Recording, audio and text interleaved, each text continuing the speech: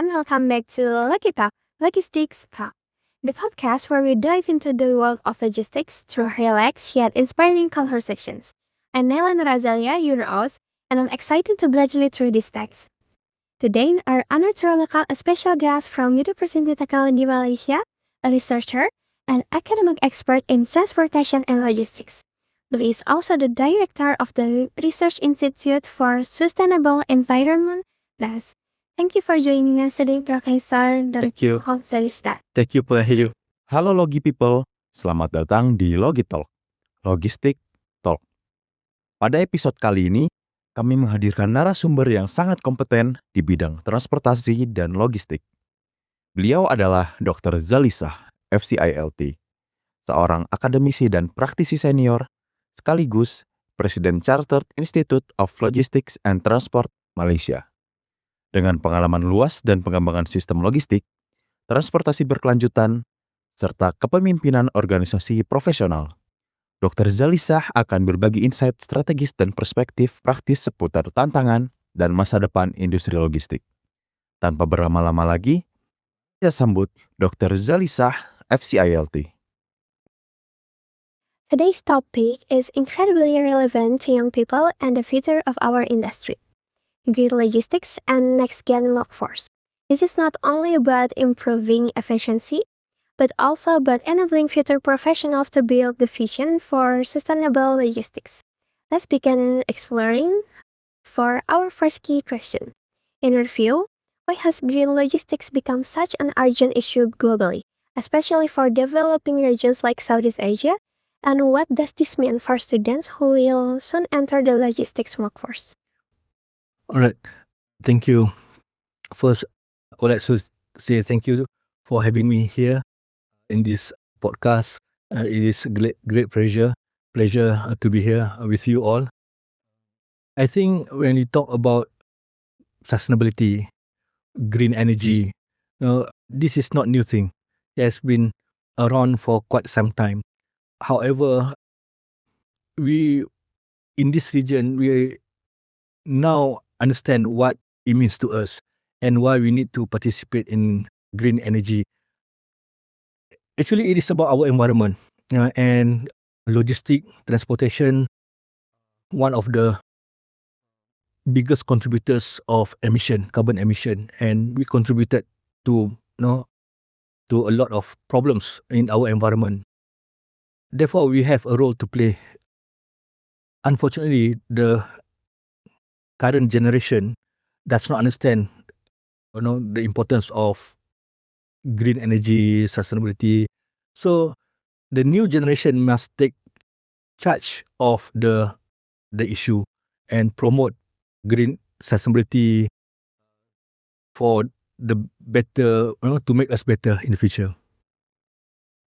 That was really insightful and important for us to understand. So would you say this shift is actually opening new opportunities for students today? Yes. Okay, so it's really opening new opportunities for us students. Alright, next, let's move on to the next question.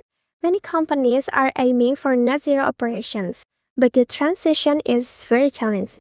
From your experience, what key challenges should students prepare for? And which specific skills or competencies should they focus on to remain relevant in sustainable logistics? Okay.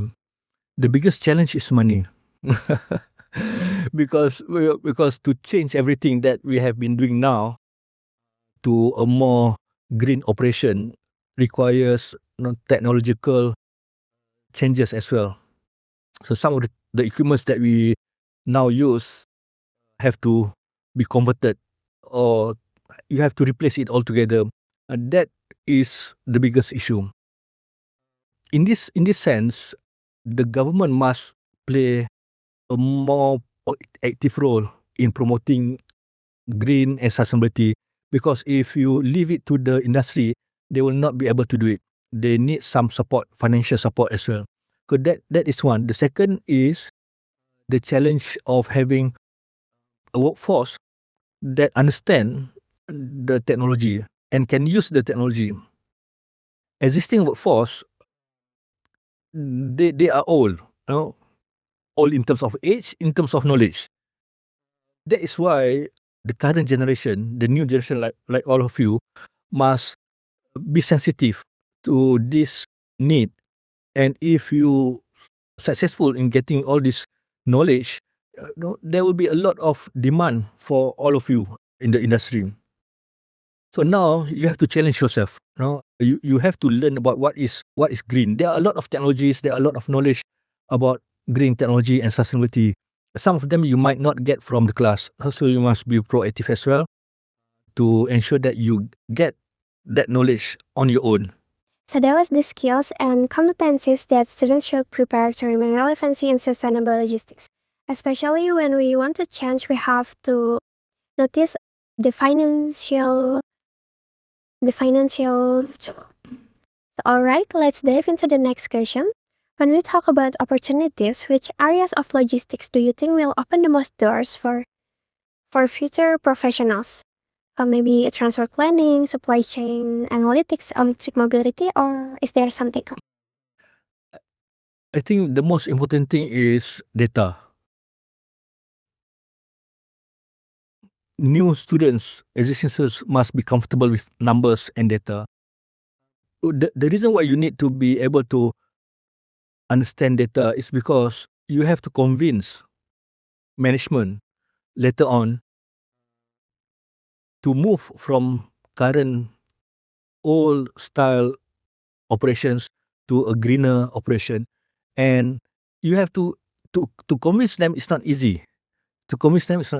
So they need evidence, evidence in terms of numbers, so that they understand what would be the ROI, the return on investment, if they spend money. They may get money from banks or from government subsidy. That, I think that is something that they are willing to do if they are convinced that moving towards green technology, is profitable for them. In other words, students now must learn, must be comfortable with mathematics, statistics, optimization, and all these new opportunities, because there are a lot of demand outside for graduates with all these skills and knowledge, because they don't have them. Existing staff does not have that. So you have that. If you can offer that, so you will be in demand. So I think that is the biggest opportunity for you. And I think what you are getting in UPI is actually very good, very excellent, and that should be able to prepare you for the future roles in the industry. So data, mathematics. So data and mathematics, we have to get to use to the numbers actually. Correct. Are there any research or innovation opportunities that students can start exploring even during their studies? Okay. There are a lot of areas that you can do research in logistics and transportation or supply chain. But if you're talking about green technology or green energy, I think one of the biggest area is about carbon accounting. Yeah, how you can, because you produce carbon. You produce carbon. In order for you to recover that, you have to understand about concepts on carbon accounting, carbon credit, carbon sink. So these are new advancement in green energy. So because that will cost the company a lot, and if you know how to reduce the cost to the company when they are producing carbon, so you'll be very valuable. So I think if you like research in green energy or green technology, then learn about carbon accounting. So the concept of carbon accounting, the concept of circular economy, because with circular economy, nothing will be going to waste. So that it means everything that you produce, you can get money. So that is the opportunity. Even the waste that you produce, it is a waste to you, but it's a commodity to some other people. So you can convert that through reverse logistics, circular economy, carbon accounting. Go on that area if you are into green technology and green oil and sustainability. Okay, so that's a really valuable information, especially for students who are interested to get into the green logistics or green technologies about the carbon accounting and also sustainability. Okay, so thank you so much, Mr. Zaly. All right. Next, we have a question from a logistics engineering student who joined the Q&A on the HMTLUP Instagram yesterday. This one's from @genuinely, who asks, for an archipelagic country like Indonesia, which green logistics strategies are the most feasible? Okay. It is a very hard question because Indonesia is unique. You have a lot of islands, okay, and there are a lot of transport operations that are being operated by individuals, not big companies. So I think if you want to look at how to if it is still in green logistics, how to convert those small boats into a more green mode. Yeah, I've seen in some countries where the boats are already electrified. They don't use diesel engine anymore. They use electric boats.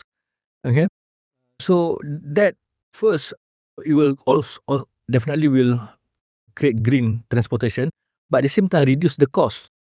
Uh, you know, transfer by boats to all these islands is not profitable. Therefore, whatever opportunity that you have to reduce the cost is an opportunity that you should take. And one of the things that you can do is converting those boats into electric boats. Boats. So you have to have the skills to manage that. So this is an opportunity for you in this country, and which you cannot learn from other country. Other countries should learn from Indonesia actually. Okay, so there's other country who use electric boat. But yes. In Malaysia, we have started using electric boats. Yeah. That was such an interesting information, Mr. Zaly. Okay, so at Genuinely, there were your answer from Mr. Zaly. So thank you so much, Susan. Thank you. It was indeed an interesting discussion. Very difficult questions. Yeah. But I enjoyed, sharing the insights into green technology as well as green transportation. So my advice to you is never consider graduation an end to learning. Actually, it is just the beginning. You should continue learning. Learn from everybody, not just from the top management. Learn from even the people who work, below you. The people who are in the warehouse. They have a lot of an experience that may not be available in the books. So talk to everybody, learn from everybody. Never stop learning. And again, remember that data is the new currency. Yeah. So you must be able to understand data. Learn. Don't be afraid of data. I think that is what you have to do in order to survive in the future. Thank you.